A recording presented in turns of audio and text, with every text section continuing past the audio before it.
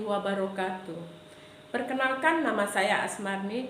Saya guru SD 02 Pasar Sarolangun, Kabupaten Sarolangun, Provinsi Jambi. Saya adalah salah seorang peserta lomba GTK kategori GTK Inovatif tahun 2023. Dalam kesempatan ini saya mengangkat proyek penguatan profil pelajar Pancasila dengan tema kearifan lokal. Tentunya yang terfokus kepada permainan tradisional Engrang Tempurung. Nah, kenapa saya mengangkat kembali permainan Engrang Tempurung ini? Karena permainan ini sudah mulai ditinggalkan dan tidak dikenali lagi oleh anak didik kita atau generasi muda kita. Mereka lebih terfokus kepada permainan pada gadget. Nah, melalui proyek ini saya harapkan permainan gadget itu bisa dialihkan kepada permainan Engrang Tempurung. Apa sebab saya memfokuskan kepada Engrang Tempurung? Engrang Tempurung itu terbuat dari batok kelapa. Batok kelapa itu sudah menjadi sampah, tidak diberdayakan lagi sehingga mengotori lingkungan kita. Nah, melalui proyek ini tempurung kelapa itu dapat diberdayakan kembali sehingga bisa bernilai ekonomis dan diberdayakan dengan pembuatan yang seindah-indahnya. Nah, melalui proyek inilah penguatan profil pelajar Pancasila akan terlihat, terutama beriman bertakwa kepada Tuhan Yang Maha Esa, kreatif, mandiri, bernalar kritis. Ya, empat dimensi itu yang saya angkat dalam proyek saya. Terima kasih. Wassalamualaikum warahmatullahi wabarakatuh. Selamat menyaksikan. Nah, Ibu akan menayangkan sebuah film atau keterangan tentang pohon kelapa. Ibu pernah lihat pohon kelapa? Oke, sambil melihat filmnya, nah Ibu boleh catat apa yang perlu dicatat tentang pohon ini tinggi sekali, batangnya lurus dan tidak bercabang. Benar, ini adalah pohon kelapa. Buah kelapa bisa kita makan, apalagi kelapa muda. Kayaknya pun rasanya segar dan mengandung banyak bergizi yang menyehatkan tubuh kita. Batang pohon yang besar dan kokoh ini yang pertama tadi apa? Ada buah kelapa. Buah kelapa itu apa? Dimakan. Bisa makan buah kelapa. Kemana makan buah kelapa? Airnya untuk diminum. Apa lagi? Yang buah kelapa tadi, selain airnya apa lagi?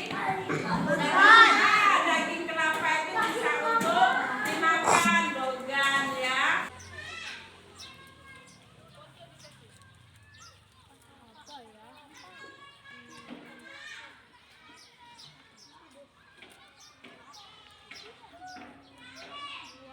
Setelah mengamati pohon kelapa yang ada di sekitar sekolah dan mencatatnya, peserta didik kembali ke dalam kelas untuk melakukan kembali kegiatan kontekstual terhadap apa yang telah diamatinya tadi.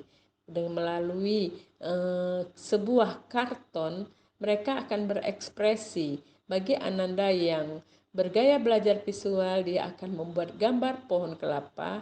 Yang bergaya belajar auditori menuliskan kegunaan pohon kelapa pada karton tersebut, dan yang bergaya kinestetik akan melakukan presentasi kelompoknya. Tibalah pada saat aksi, peserta didik mencari bahan untuk membuat Engrang Tempurung tersebut. Tentunya mencari batok kelapa yang ada di sekitar rumahnya. Dengan bantuan dan kerjasama dari orang tua siswa di rumah yang juga ikut membimbing peserta didik ketika melakukan aksi, nah sehingga pembuatan Engrang Tempurung ini sangat mendapat respon dari orang tua. Keesokan harinya, tempurung kelapa yang telah jadi, yang sudah diberi warna dan diberi hiasan lainnya, itu dibawa kembali ke sekolah, dibahas kembali.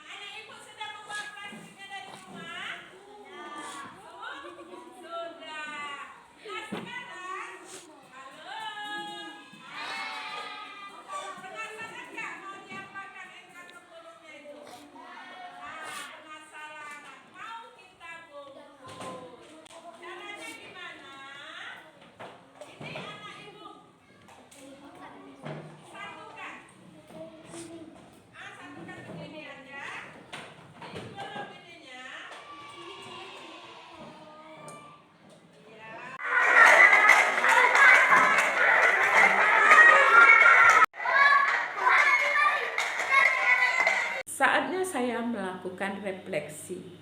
Nah, refleksi ini wajib kita lakukan setelah selesai melaksanakan pembelajaran agar kita dapat mengukur apa kelebihan dan kekurangan yang pembelajaran yang telah kita lakukan. Yang pertama itu saya ingin mengetahui respon peserta didik saya ketika saya melakukan proyek ini.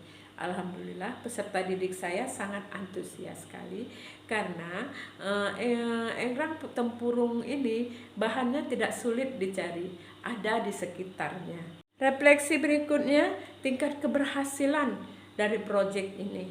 Alhamdulillah proyek ini sangat berhasil karena terlihat dari semangat anak-anak tersebut untuk membuat lebih banyak lagi karena ingin diikutsertakan, dipamerkannya dalam panen hasil belajar sekolah dan ingin dijual belinya ketika saat panen hasil belajar tersebut.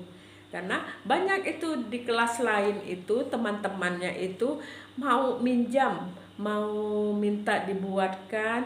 Nah, makanya semua bersemangat untuk membuat kembali egrang tempurung itu sebanyak mungkin. Berikutnya tantangan. Yang menjadi tantangan di saat saya melakukan proyek ini adalah ada beberapa anak yang kurang respon.